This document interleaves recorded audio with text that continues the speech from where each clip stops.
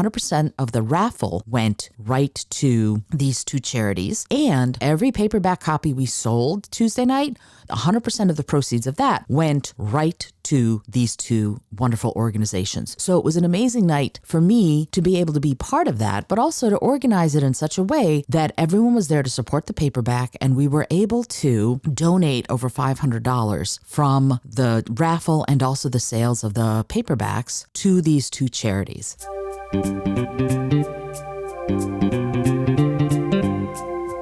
Hello and welcome to the Creative Solutions Podcast. I'm your host, Izolda Trachtenberg. Whether you're writing the first sentence of a story or solving the climate crisis, you need to think in new ways. On the show, I interview peak performers who are coming up with those creative solutions. Through creativity, action, inspiration, and innovation, they're changing the world. I also bring you ideas and techniques that you can use to unlock your potential to do the same. And now, let's get to the show.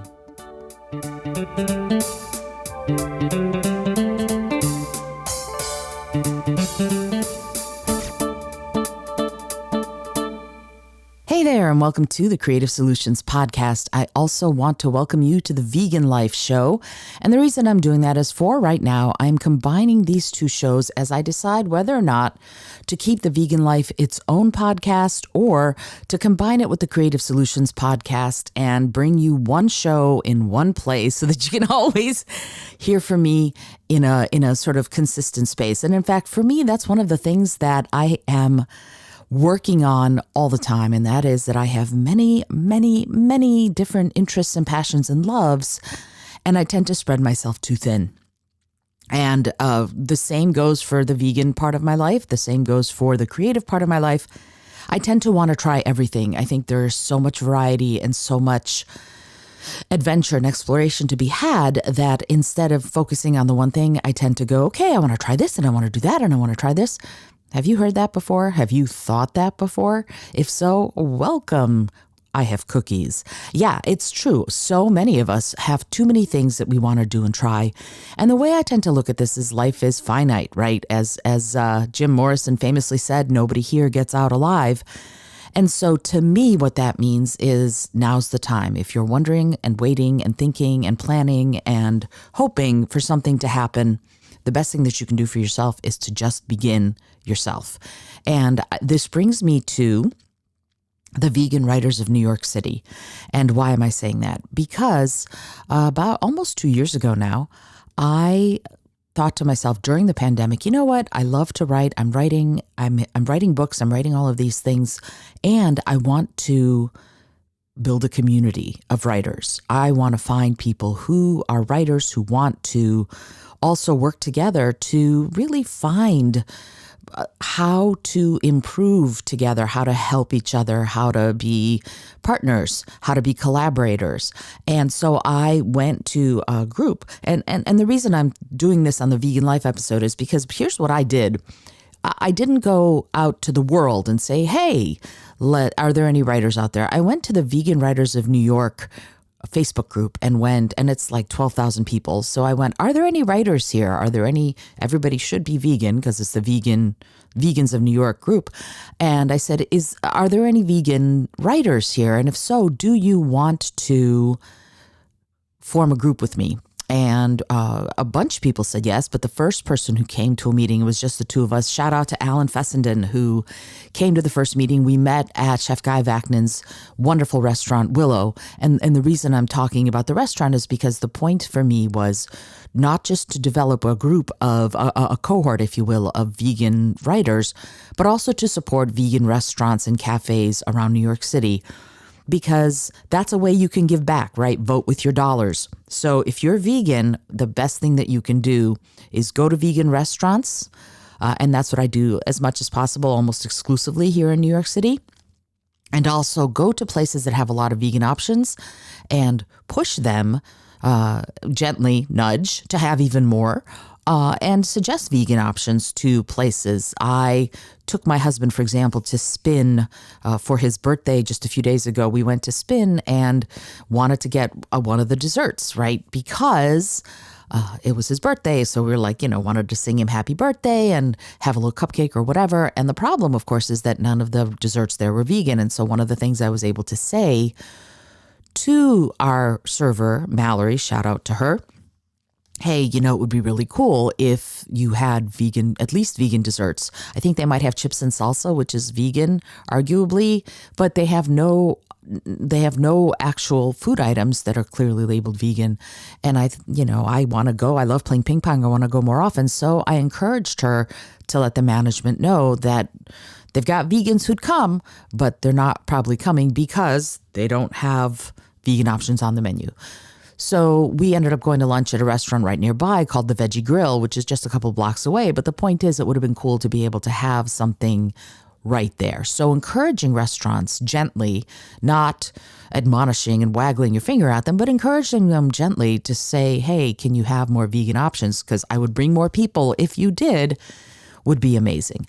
Okay, so that's a little detour and now I'm back. Let's talk about the Vegan Writers of New York City. So we formed this group. I formed this group. I started it, and it's grown into a core group of people. Shout out to Sergio Giovanni and Alan Fessenden and Megan Vasilis and a number of other people, Stuart Mitchell. I'm just shouting out Kira Kenciani, Teresa Gilhini, lots of people who are involved in the group, sort of core members. And then we have about 80 people who are in the group who aren't as involved or who try to come and be involved when they can.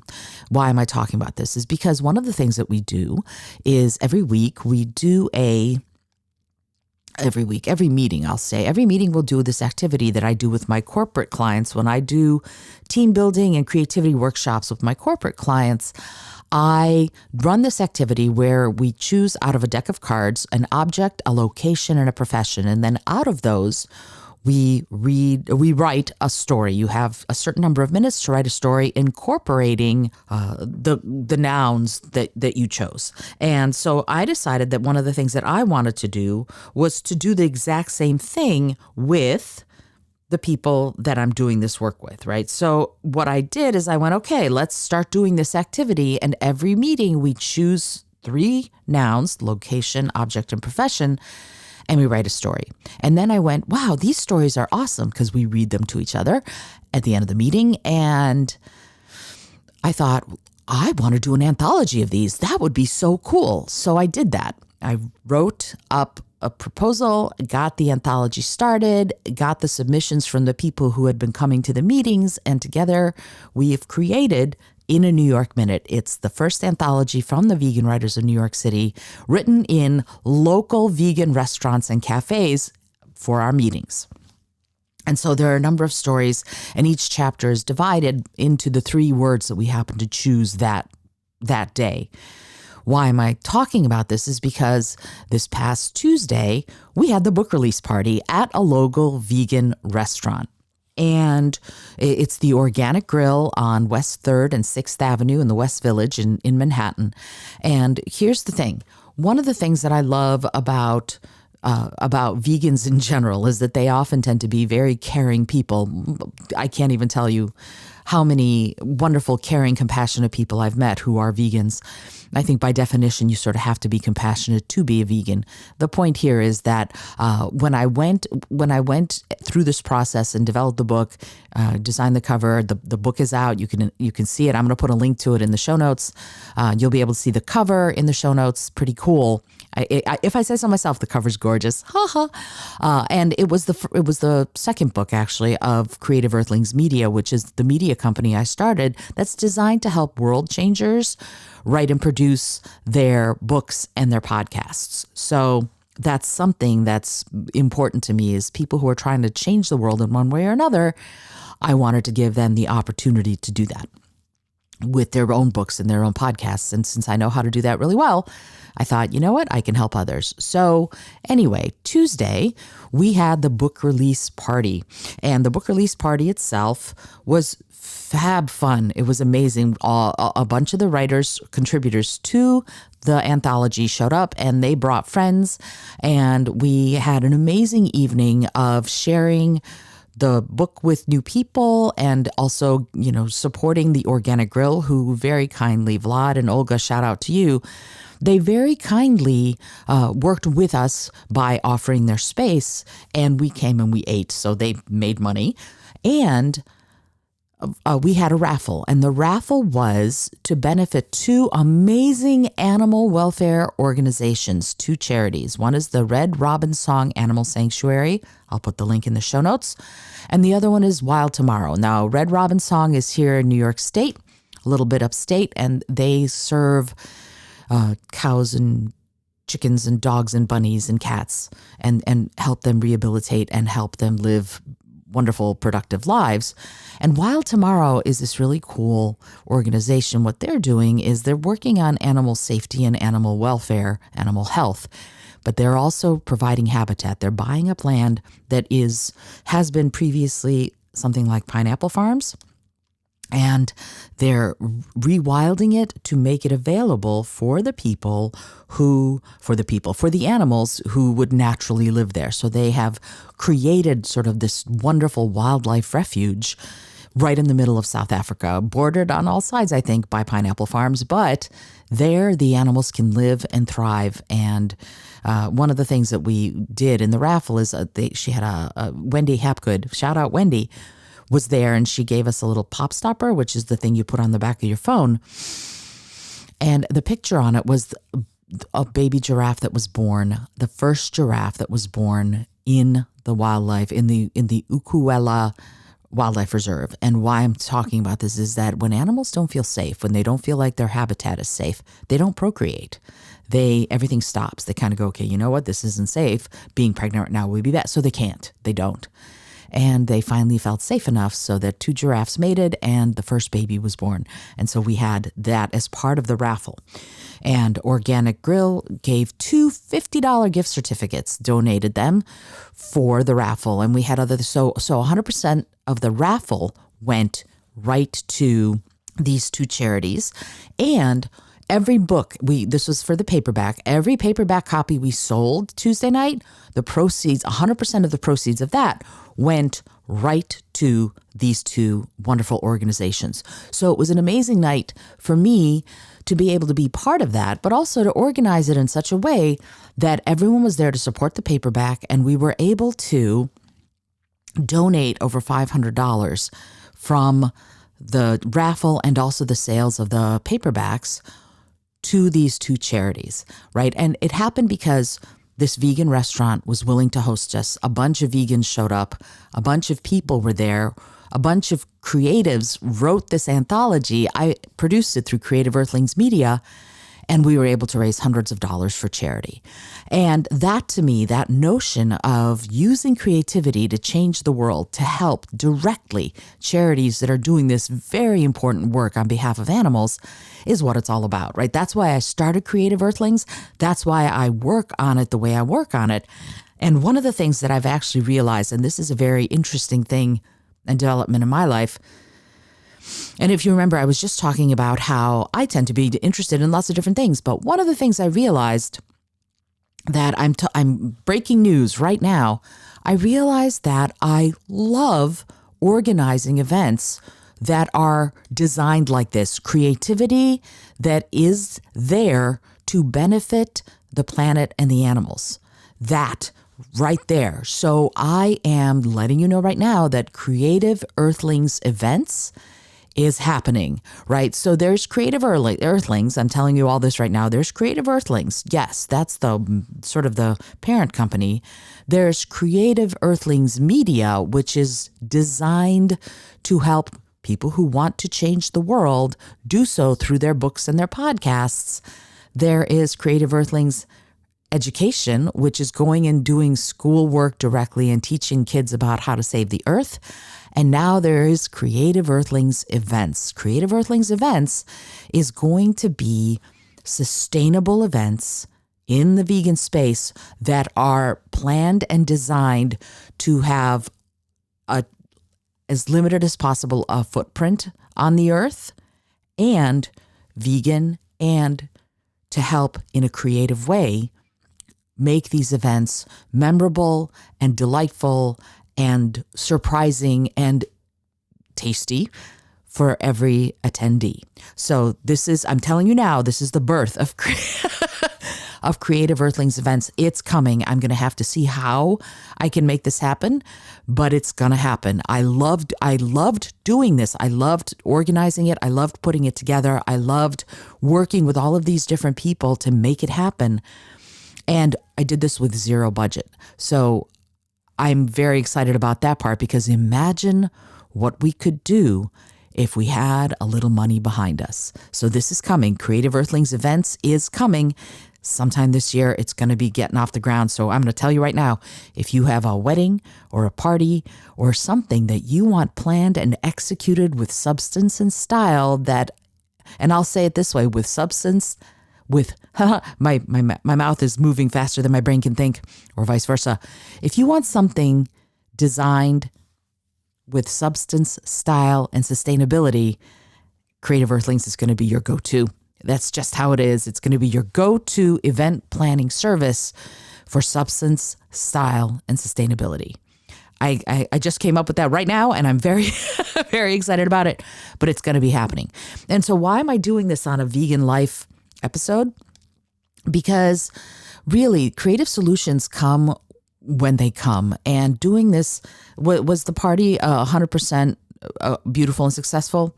No, there were challenges, and how you ride those challenges out also tells you something about your capabilities in emergency situations. Do we have challenges? Yeah, we did. And did we meet them? Did everybody band together? Yeah, they did. And that to me shows me the proof in the concept that together we can make this happen. So substance, I'm going to have to learn how to say it. Substance, style, and sustainability are going to be the hallmarks of Creative Earthlings events. And that's happening very, very soon. This spring, I'm going to be launching it. So get in touch. If you're going to have some sort of event that you want to have that vegan, sustainable flavor, if you will, I'm your go-to. This is going to be super fun, and I can't wait to do it. Now, because I've been talking about Organic Grill this whole time, I'm so excited about this. I can't believe I've never reviewed Organic Grill on the show, but I haven't. So let me talk to you a little bit about Organic Grill. First of all, they've been around for a long time. They used to be in the East Village in New York City. Now they're smack dab in the middle of the West Village at West 3rd and 6th Avenue, right across the street from Comedy Cellar. And I got to tell you, first of all, the food is divine, right? For me, it's pretty much always the loaded fries, but my husband got kung pao tofu the other day. It's all organic, sustainably farmed, and a lot of it is gluten-free. So if you're gluten-free, that's another sort of point in Organic Grill's favor, because a lot of their stuff is gluten-free. So anything I've tried, and I've tried a lot of different things, everything has been delicious. The latke medallion sandwich is amazing. That, I believe, is a brunch dish. The Green Monster burger, incredible. The loaded fries are my go-to. Now it's Yukon potatoes with a vegan. It's all vegan. So whenever you hear me say something like cheese, it's vegan cheese with cheese and finely chopped scallions and guacamole and chopped tomatoes, and it's divine. Really, it's my go-to meal there when I go. And in fact, that's what I had Tuesday at the book release party. The servers are incredible. Vlad is amazing, and one of the things that he does, and I have not talked about the desserts yet, but I will. Give me a minute. But one of the things that Vlad is the owner. One of the things that he's really embraced is the notion of getting the vegan community involved. So he runs all sorts of really amazing things. So this past Wednesday, Vlad runs a once a month something called Veggie Comedy. And that is a vegan comedy for vegans, right? And he also has bluegrass music, and he has a night of drawing, and he has various things. And he hosted our Inner New York Minute book release party. So he's out there, he's doing what he can to engage the community, to invite people in. The place is inviting. It's beautiful. There's a little library along one of the walls of vegan books and vegan, for vegan causes. And I'm a vegan author, so I have a bunch of my books on there too. I've written now 9, I can say. It's funny, I look on my bookshelf and I go, my goodness, those are my 9 books. Holy cow, that's amazing. And see, holy cow, holy amazing stuff. Yeah. So everything I've ever tried at Organic Grill has been incredible. The coffee's great, the tea is great, everything. But let me talk about the desserts. First of all, they had, and I don't even know if they have it anymore, ask for it. They used to have this apple pie fritter thing that was it came in a little round pan, beautiful crispy crust and apple on the inside and a big dollop of ice cream, all vegan, of course, in the middle. Unbelievable, so delicious. So that's been my favorite dessert. They also have a cannoli. They have 2 different kinds often. One is a chocolate chip cannoli, which is the cannoli with chocolate chips sort of sprinkled on it. And the other one is a chocolate covered cannoli. Personally, I'm a big chocolate covered cannoli fan because you can never have too much chocolate. But the other cannoli, I believe, is gluten-free. And again, a lot of their stuff is gluten-free. So if you have that particular set of restrictions in your diet, it's amazing. And I've had I've taken non-vegans there and they love it. It does not matter whether or not you're vegan. What matters is that you want to go enjoy great food in the West Village. It's right near Washington Square. It's right across the street from the Comedy Cellar. It's a great place to go. I highly, highly, highly recommend it. Now, one of the things that I will say is that if you come back every Friday, you're going to hear a review of one vegan restaurant or another because I go out and I review them. That's what I do. One of the things that I will say is that I will not review vegan restaurants I don't like because what might not be to my taste might be to yours. And I want to support these restaurants even by omission, right? So you'll never hear me give a bad review. I will, however, say that there are times when I have some challenges. For example, I've been walking with a cane, and one thing with Organic Grill, I don't see a way to get up there if what you need is a wheelchair. And that's a lot of places in New York City just aren't accessible because the city was built way before accessibility was even a thing anyone thought about. And I was walking with a cane this week and still am.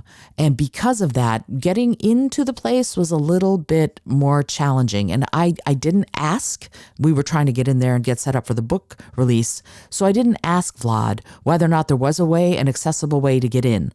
I didn't ask.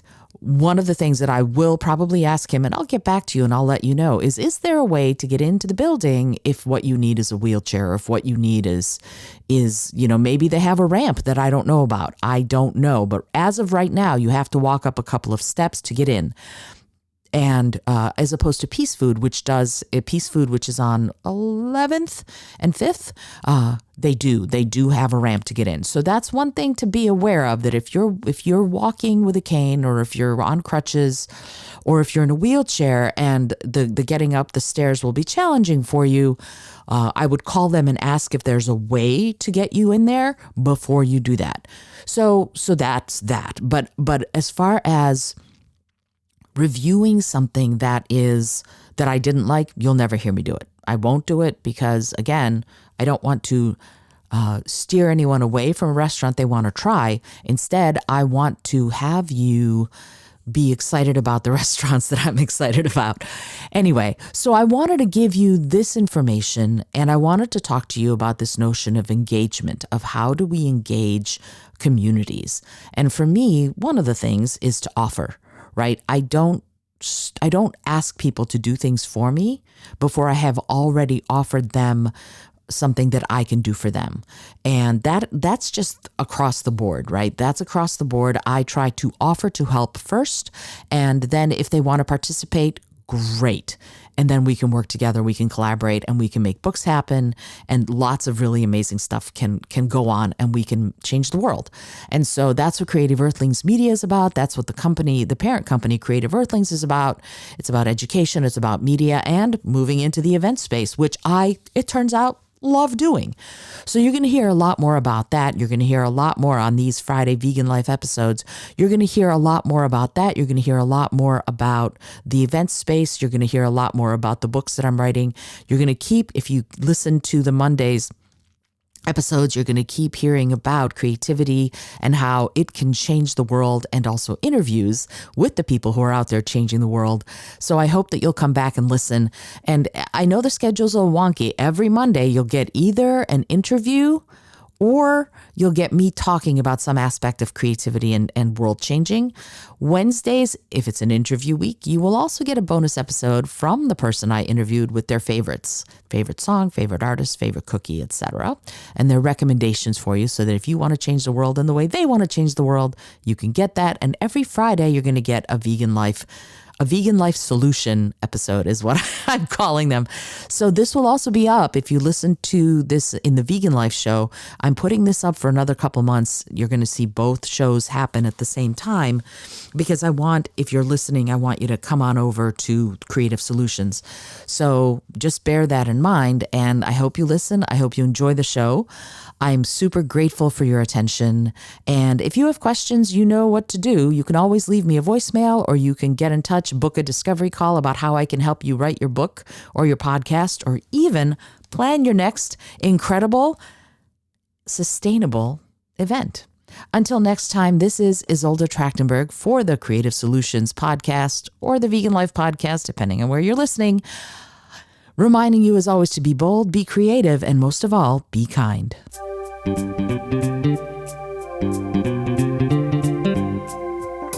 Thank you so much for joining me today. I really appreciate you being here. Please subscribe to the podcast if you're new, and it would mean the world to me if you told a friend about it. Today's episode was produced by Izolda Trachtenberg and is copyright 2023. As always, please remember this is for educational and entertainment purposes only. Past performance does not guarantee future results, although we can always hope. Until next time, keep living what you believe in.